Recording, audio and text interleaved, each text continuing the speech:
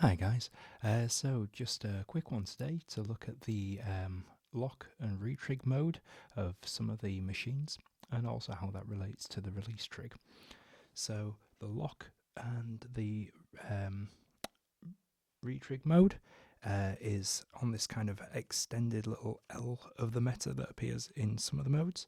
So for instance in riff and in fixed machines, and basically they just add a little bit of extra functionality. What it does, because we've got this sort of rotating meta here, it's a way of kind of allowing you to either hold on one meta and have that kind of retrig, i.e. sound over and over again, and then rather than it kind of resetting when the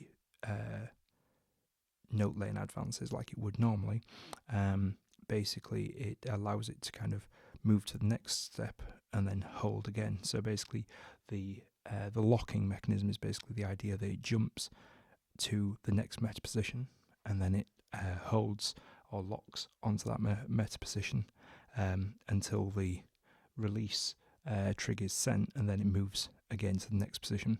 So you've got kind of two flavors of that, if you like. So it's this little button here. So the first version is basically one where it will play once, and then after that you can see it's jumped to the next position, but it doesn't resound. So that's kind of useful when you want kind of a spot effect or a spot sample to play, and then that's not play again until the release trig makes that kind of go high again. And again it kind of latches back to being locked until an unlock command is received. So that's quite useful. The other way you can do it is putting it into retrig mode, and that basically will, it doesn't advance the meta, but it does kind of re-trigger on that step, and then again when we get our release, that will again kind of allow you to move to the next step. So to give you, oh, and by the way, to set up the release trig, it's basically just a case of going into our trigs, selecting the input and layer that you want to pair with that, and using the upper grid layers and channels, layers and inputs to kind of point that wherever you want that to receive. So at the minute that's my kick drum layer 1 that is receiving that release trig, and as you can see on my machines layer 1, input 1, layer 1, that is sending the fixed machine that's basically the other side of that pairing. So yeah, so just to give you an idea of how that might work within the context of performance, something like,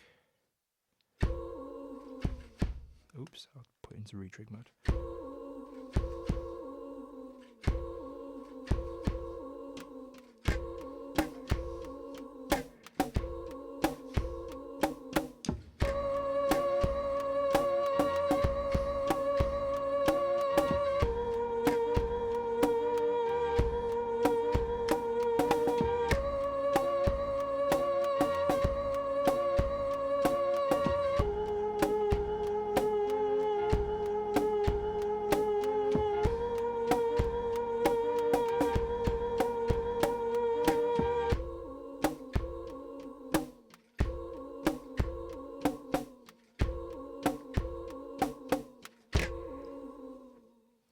And that was just triggering samples from within Koala.